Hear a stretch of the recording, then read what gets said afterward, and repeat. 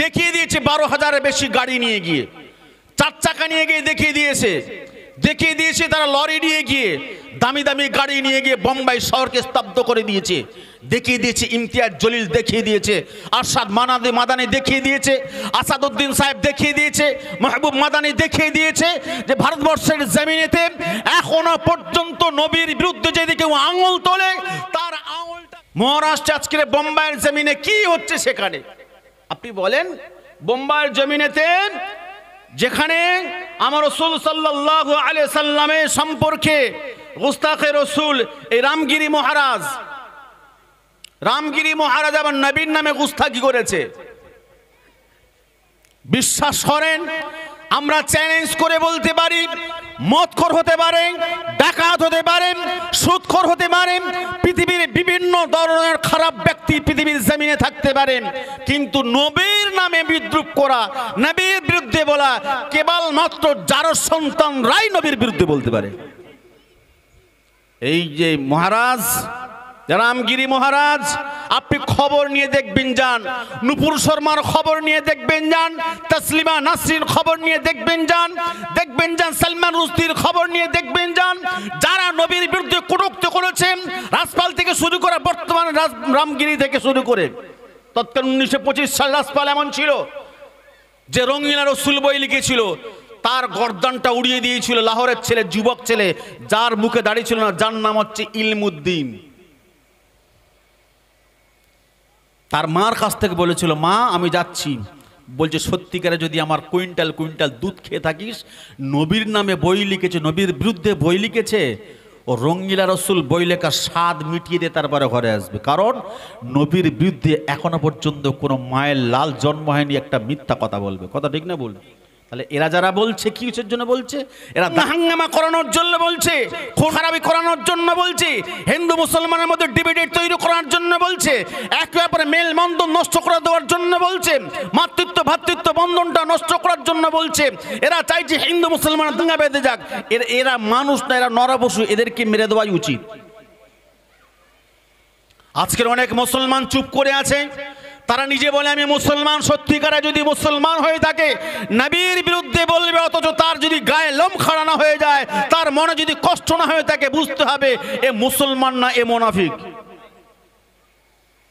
সেটা দেখিয়ে দিয়েছে বোম্বাইয়ের মুসলমানেরা, দেখিয়ে দিয়েছে 12,000-এর বেশি গাড়ি নিয়ে গিয়ে, 4 চাকা নিয়ে গিয়ে দেখিয়ে দিয়েছে তারা লরি নিয়ে গিয়ে দামি দামি গাড়ি নিয়ে গিয়ে বোম্বাই শহরকে স্তব্ধ করে দিয়েছে।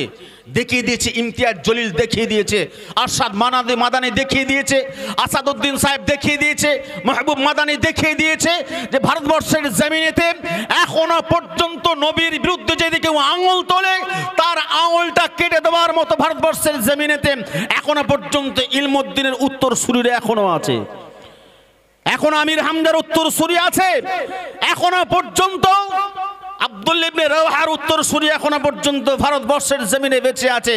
আমরা সব মেনে নেব। মামা বাপের বিরুদ্ধে গল্প, আপনার বাপের বিরুদ্ধে, আমার বাপের বিরুদ্ধে বলেন, আমরা মেনে নেব। আমার মায়ের বিরুদ্ধে বলেন, কিচ্ছু বলবো না। আমার ছোট ভাইকে বলেন, আমাকে বলেন, আমার স্ত্রী স্বামীকে বলেন, সবাইকে বলেন, কিচ্ছু বলবো না।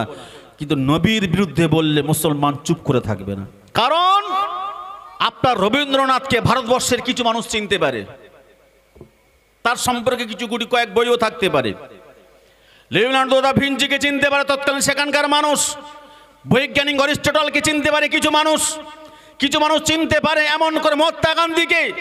একটা দেশ, দুটো দেশ, 4টে দেশ, 5টা দেশ, অল্প সংখ্যকের ভাষাভাষী, কিন্তু আমার রসুলকে ভারতবর্ষ না সারা পৃথিবীর মানুষ চেনে। জোরে বলবেন না? আমার নবীকে শুধু বাংলা আরবি ইংরেজি নয়, তাম পৃথিবীর যে রাষ্ট্রে, যে আঞ্চলিক, যে ভাষায় যেখানে আছে সেই ভাষায়, সেই অঞ্চলে, সেই কিতাব সেখানে লেখা হয়েছে আমার নবীর নামে। জোরে বলেন। আমার নবী শুধু মুসলমানের নবী নয়, আমার নবী সবাইয়ের নবী, খ্রিস্টানের নবী, ইহুদির নবী, বৌদ্ধের নবী। আমার নবী আসমানের জমিনের নবী, লৌহে মাহফুজের নবী, কলমের নবী, কুরসির নবী, আসমানের জমিনের নবী, ফেরেশতাদের নবী, সমস্ত জাতির নবী, সর্বধর্মের নবী, সমস্ত সৃষ্টির নবী, স্বয়ং আল্লাহ পাকের নবী আমার নবী। জোরে বলবেন না? তুমি কোন কোন কাজ বাদো রামরাজ মহারাজ, কি তুই নিশ্চয়ই খবর নিয়ে দেখো, এর জন্ম ঠিক নেই, এর যারও সন্তান। যারও সন্তান ছাড়া আমার নবীর বিরুদ্ধে কেউ বলতে পারবে না, যতই খারাপ ব্যক্তি হোক না কেন। কথা ঠিক না বল? কারণ আমার নবী জীবনে কাউকে কখনো কোনোদিন কষ্ট দেয়নি। 63 বছর জিন্দেগিতে নবী জীবনে কখনো কষ্ট দিয়েছে? কোন পৃথিবীর কোন সৃষ্টিজীবকে কষ্ট দিয়েছে? দেয়নি। ও আমার যুবকেরা, জওয়ানেরা, আমার নবী কোন নবী?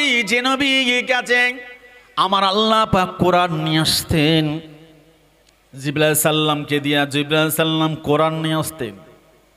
জিবরাইল সাল্লাম তো সব কোরআনের আয়াত জানতেন, মানে বি জানতেন। আমার রাসূল বি মানে জানতেন, আয়াতে বি জানতেন, মুখস্থ করে নিতেন। কিন্তু এমন কিছু কিছু আয়াত আছে যেটা জিবরাইল আলাইহিস সালাম জানতেন না, আমার নবী নিজে জানতেন। কথা ঠিক না ভুল? আল্লাহ পাকে নবীর কাছে কোরআন নিয়ে আসছেন জিবরাইল সাল্লাম, ইয়া রাসূলুল্লাহ আপনি পড়েন আলহামদুলিল্লাহি রাব্বিল আলামিন। জিবরাইল সাল্লাম মানে জানতেন, আমার নবী বি মানে জানতেন। ইয়া রাসূলুল্লাহ, ইয়া হাবিবাল্লাহ আপনি পড়েন কোরআন শরীফ আর রহমান আল্লামাল কুরআন। জিবরাইল সাল্লাম মানে জানতেন, আমার নবী বি মানে জানতেন। ইয়া রাসূলুল্লাহ, ইয়া হাবিবাল্লাহ আপনি পড়েন তোহা। চুপ করে আছেন, রাসূল সাল্লাল্লাহু আলাইহি সাল্লাম বলছেন বলো।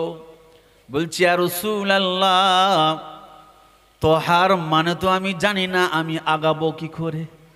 নবী বলছে জিবরাইল তোহার মানে তুমি না জানলেও আমি জানি, তুমি আগে বাড়ো। ইয়াসিন। চুপ হয়ে গেলেন। বলছি ইয়া রাসূলুল্লাহ এর মানে তো আমি জানি না।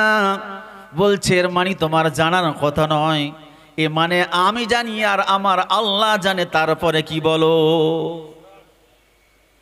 আলিফ লাম মিম, আলিফ লাম র, ইয়াসিন তাহা আইন সিন কফ। হুরুফে মুকাত্তাআতের অক্ষরের মানেগুলো জিবরাইল সাল্লাম জানতেন না। আল্লাহ বলছে জিবরাইল ওটা তোমার জানার কথা না, ওটা আমার আর আমার হাবিবের বিষয়। জোরে বলবেন, আরো জোরে হবে না? তুমি যদি কভু দেখা দাও হে অনন্য, তবে হবেই হবে জীবন আমার গো ধন্য। হবে না? জোরে বলবেন না? রসুল যদি আমাদের যদি দিদার হয়, 7টা জাহান্নামের বাবার ক্ষমতা আছে আমাদের গায়ে টাচ করার। বলেন, তুমি যদি কভু দেখা দাও হে অনন্য, তবে হবেই হবে জীবন আমার গো ধন্য। তবে হবেই হবে জীবন আমার গো ধন্য।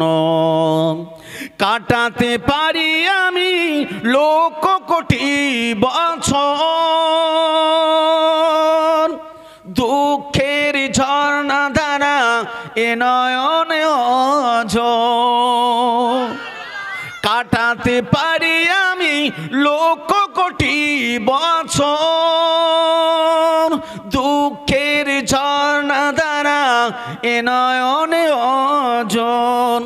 পাই যদি দেখা সামান্য, তবে হবেই হবে, তবে হবেই হবে জীবন আমার গো ধন্য। তুমি যদি কভু দেখা দাও হে অনন্য, তবে হবেই হবে জীবন আমার গো ধন্য। অনন্তকাল আমি থাকতে পারি বসে, যদি বলো দেখা দেবে স্বপ্নে কভু এসে। অনন্তকাল আমি থাকতে পারি বসে, যদি তুমি দেখা দেবে স্বপ্নে কভু এসে। হোক না সে মরু অরণ্য, তবে হবেই হবে জীবন আমার গো ধন্য, তবে হবেই হবে জীবন আমার গো ধন্য। জোরে বলবেন না? নবীর জীবনে আপনি শুনবেন, আপনার জানটা ঠান্ডা হবে। কথা ঠিক না বল? জিবরাইল সাল্লামকে বলছে, ভাই জিবরাইল আপনি আগে বাড়েন, ও মানে আমি আর আমার আল্লাহ জানে। আল্লাহ বলছে, জিবরাইল তুমি বন্ধ করো না, চলো পরে পর পর বলে দাও, ওটা তোমার জানার দরকার না, ওটা আমি আর আমার হাবিব জানবো। জোরে বলবেন। ও আমার যুবকেরা, জওয়ানেরা, আল্লাহ পাক কোরআন শরীফ দিয়েছেন। কোরআন শরীফের প্রত্যেকটা অক্ষরে অক্ষরে অক্ষরে অক্ষরে আমার আল্লাহ পাক তানারা হাবিবের শেফাতি নাম দিয়েছে। দিয়েছে না দেয়নি? আলিফ থেকে আপনি বলেন আলিফ থেকে কি হবে? মানে আমরা জানি না তো। আল্লাহ পাক রব্বুল আলামিন শেফাতি নাম দিয়ে দিলেন। আলিফ থেকে আমার নবী আহমদ, বা থেকে আমার নবী বাশির, তা থেকে আমার নবী তাকি, সা থেকে আমার নবী সাকিব, জিম থেকে আমার নবী জাহিম, হা থেকে আমার নবী হামিদ, খ থেকে আমার নবী খাতামান নবিয়্যিনা বাদি, দাল থেকে আমার নবী দাঈয়ান ইলাল্লাহ, জিম থেকে আমার নবী যাইদুল জান্নাহ, র থেকে আমার নবী রহমাতুল্লাহ আলামিন, সিন থেকে আমার নবী সাইয়্যিদুল মুরসালিন, সাদ থেকে আমার নবী শাফিউল মুজনাবিন। এমন করতে করতে করতে করতে আপনি পর্যন্ত পৌঁছে যাবেন আমার নবী ইয়াসিন আল কুরআনিল হাকীম। জোরে বলবেন না? নারে তাকবীর! কোন নবীর উম্মত আমরা? কপাল ফাটাগুলো শুধু ফ্রি ফায়ারে ব্যস্ত। হ্যাঁ, এরা বাপের কথা শোনে না, এরা মায়ের কথা শোনে না, এরা মুরব্বীদের কথা শোনে না, গ্রামের ইমামের সাহেবের কথা শোনে না। এরা খুশি করছে শুধু শয়তানকে। কথা ঠিক না? আমার রাসূল যখন পৃথিবীতে এসেছেন সবাই খুশি হয়েছিল। রেগে গেছিল কে? শয়তান। আবু জেহেল তখন জানে না যে নবী হবে। শয়তান রেগে গেছে। আমার নবী পৃথিবীতে আসলেন।